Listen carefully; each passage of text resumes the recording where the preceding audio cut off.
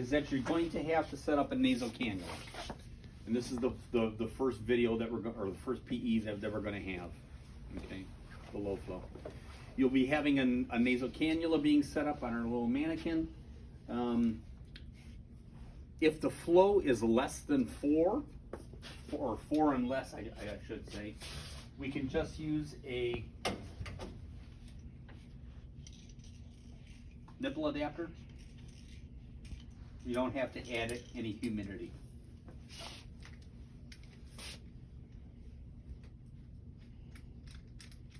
Put a nipple adapter on our standard DISS outlet. Plug it into the wall. Let's say I had 4 liters per minute. Hook up my oxygen.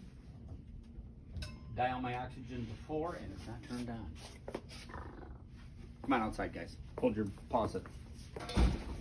And plug in my oxygen. It's dead. What's dead? Oh, yeah. I'm charging it. Then go ahead and pressurize my system.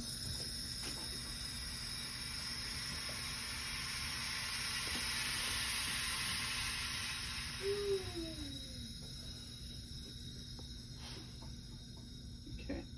So now, what did I say I wanted to have?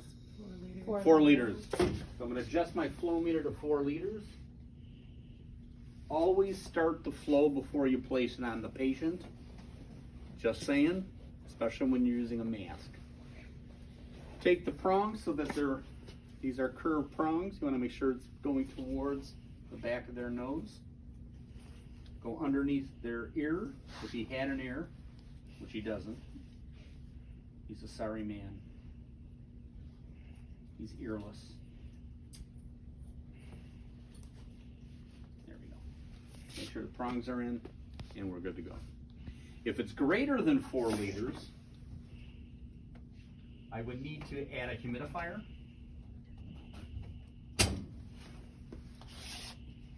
And in that case,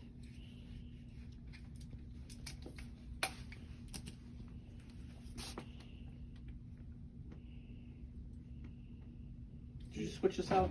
Those ones, that brand is not working. It was these. I took everyone. I thought I saw you with one.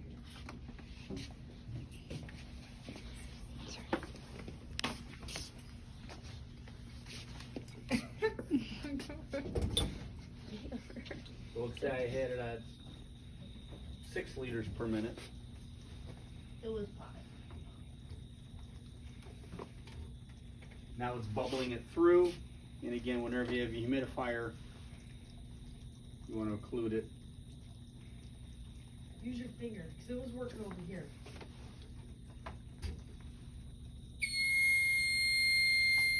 And that verifies that is functioning. Okay? We're going to have you then place the patient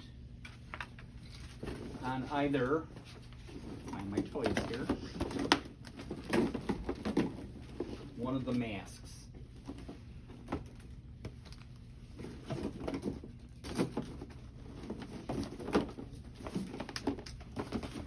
And yes, you will have this big pile of equipment that you have to sort through. First mask we're going to talk about, and you should know the liter flow that is used with this. Simple mask, 5 to 10 liters per minute, and the FiO2, 40 to 60%. Go back to my oxygen flow meter. Typically, we don't use a humidifier with these, although you can if the patient requests it or the doc wants it. Somewhere between 5 and 10 liters per minute.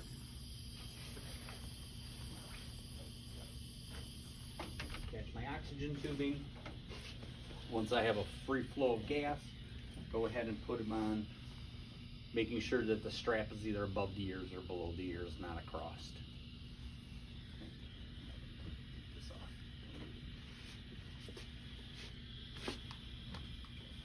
Our second device that'll provide for 60 to 80% is the partial rebreather. I know it's a partial because it has no valves.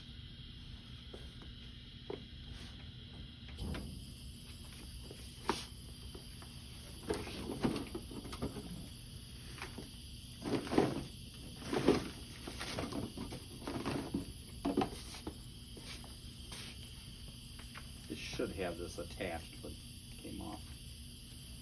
And that would be hooked up. I need at least 10. And I want to make sure that I put my finger over the edge, fill the bag.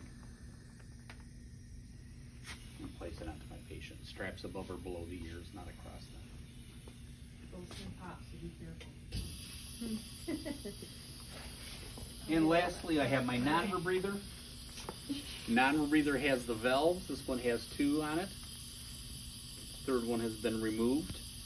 Same idea. You want to prime it.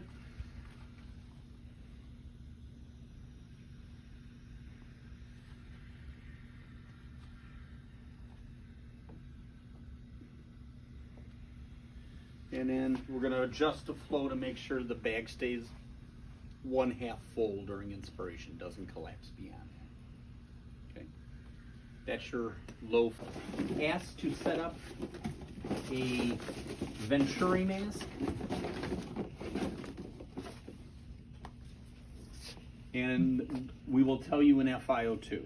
So let's say I want a 35% Venturi mask. I look on my mask and it has various FiO2s. If it's in the green range, I use the green adapter. If it's in the white range, I use the white one. And I just dial in to wherever you're at. This little piece of plastic here, if you're really rough with it, it'll break. So by the end of the PEs, usually we're done. But I've snapped it into place at 35%. I can lock that down by using this locking ring. And what does it say for a liter per minute? 9. So that means that I have my flow meter set up.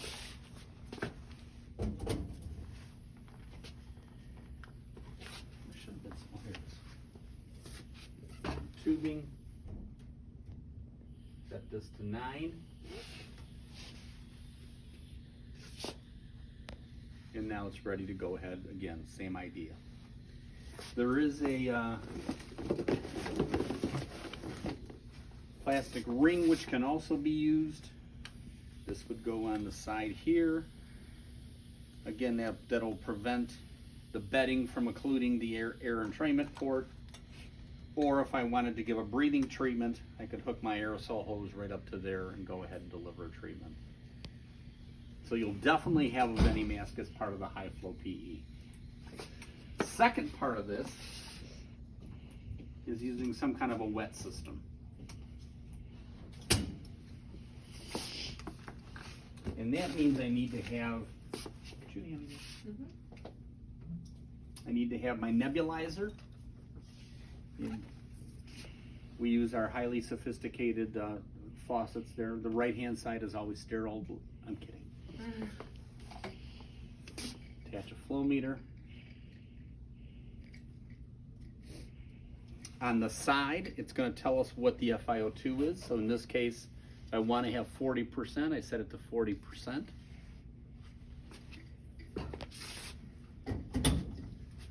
And ordinarily, we would have longer pieces of tubing. For the purposes of PE, we'll just have some short stuff.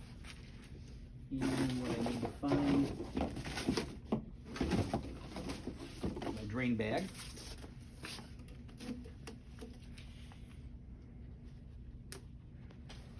And again, we're going to pretend this is on the lower portion of the bed.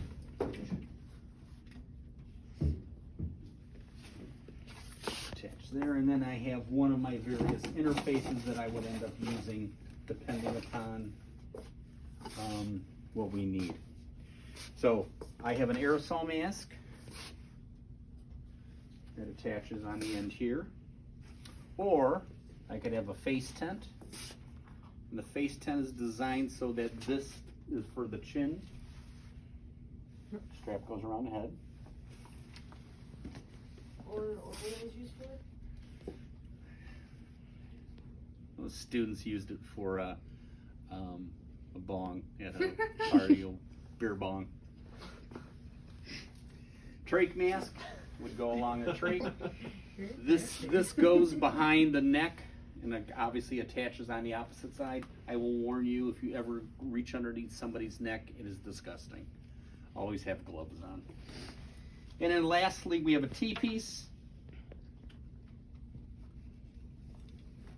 And the T-piece is set up so that I have my T-piece on this end. And then I would have 1, 2, 3, up to 3 lengths cut it here. And this is that reservoir I was talking about. Okay. I'm going to set my flow meter at 10 liters per minute.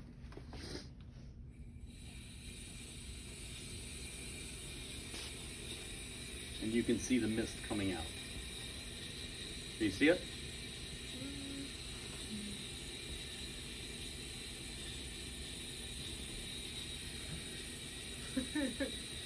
Can't see that? It's there. Watch what happens when I turn it to 28. Mist goes away. I can't see any mist. Lower FiO2s have higher air entrained, also have less humidity output.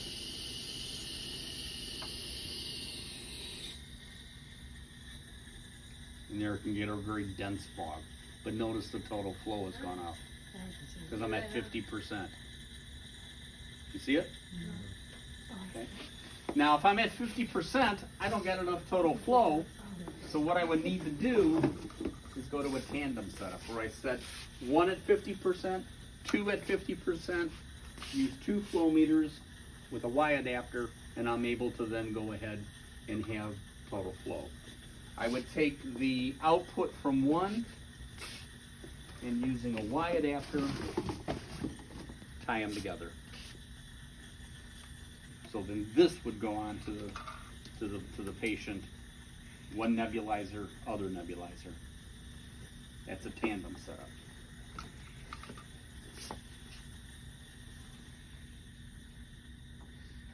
Tired yet? Veni mask or aerosol nebulizer. If the nebulizer is above 50%, tandem. Third one is this device. How did I lose a quick connect? Oh, we had it hooked up to the flow meter, didn't we? Way to go. Or you spelled Optiflow? Yeah. Oh, it is Optiflow. Just kidding.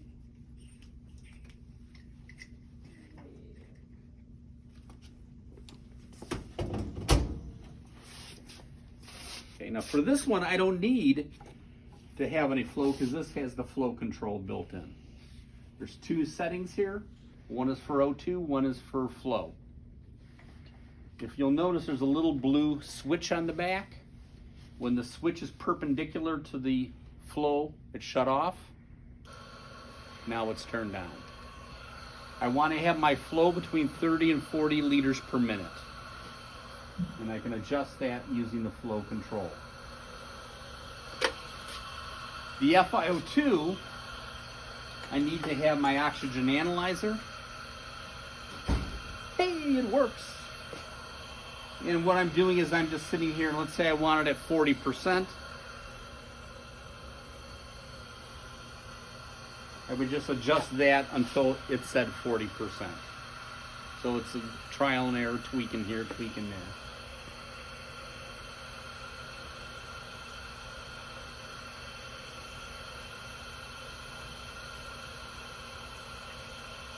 Got it? We're not done. How am I going to get this to the patient? Okay. It's coming out here blowing into the room. Well, we need to have it be, again, this is going to be the high flow nasal cannula. So I have an outlet here going to my humidifier. From my humidifier,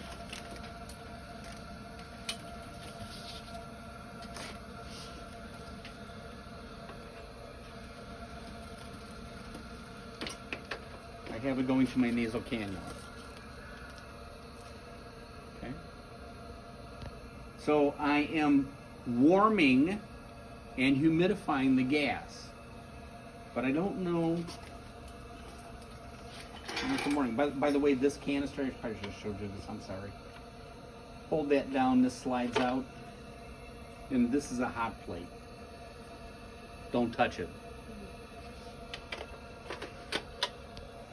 And it just slides in. On the side here, you'll notice there's a couple of ports. One is yellow. Yellow goes with yellow. Don't force it in. If you're forcing it in, you're doing it wrong. If I look on the end of this, I got two little wires. If you look at the end of that, there's two on that one. This one happens to have three. We want the two one. Inside of this tubing, there's a wire. It's called a heated wire circuit. The inside is being kept continuously at a fixed temperature. Therefore, there's no rain out. There's no condensate collecting. It's a sweet deal. The other thing I need is the other one, the blue adapter.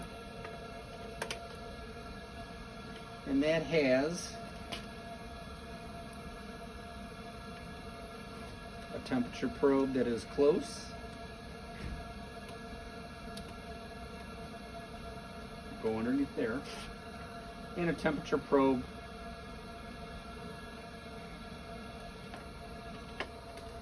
that goes at the distal end.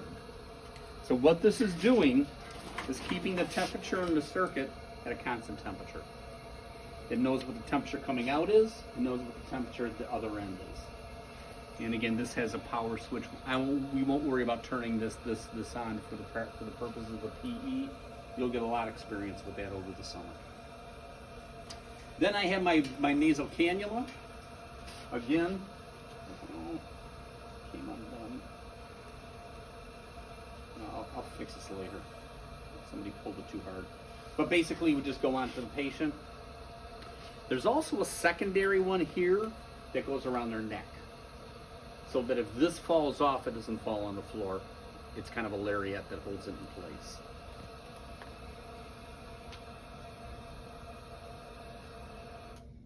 We'll need to go through that one again.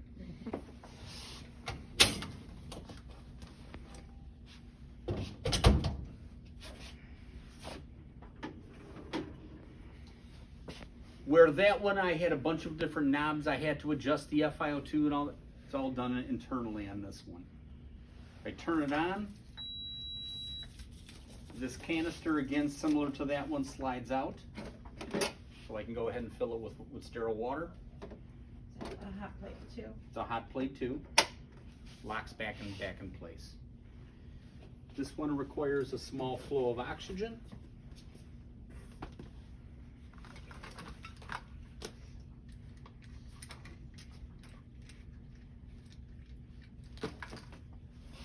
This is a special flow meter that's a high flow meter, where instead of only going up to 15, it goes up to 75. Yeah, baby, I'll blow your nose off. Mm-hmm. Oxygen tubing from there to here. And once now I got to turn down, and it's telling me what the temperature is, what the liter flow is, and what the FiO2 is. To set the oxygen, I need to turn this on. And I basically just watch what value it turns up on here. So I adjust this to get to the desired FiO2. We'll tell you the liter flow should be somewhere between 30 and 40. And the temperature, what do we run temperature on? 34, The 35? lowest setting, which I think on there is 31 It is. That's where we just leave it at? for non-invasive. Because this is the home model. Well, no, I switched the Oh. mode, so that's actually hospital model. Cool. But for all non-invasive, you do 31? because otherwise you'd get too much Humidity. burnout. Yeah, right now. Okay. And then this goes on to our patient. This happens to be one for invasive. So I got a high flow of oxygen going. Okay. Whole lot easier than that setup. But you'll see both in the clinical world. The only thing with that one is that it has to be plugged into an electrical source, the air hole, Right. in order for it to work. And if you, so like say if the nurse unplugs it, you get no alert that it was unplugged. Where this one, if they unplug it, they're just disconnecting the heater. Right. Okay. So I think Monday we'll probably go back through these again.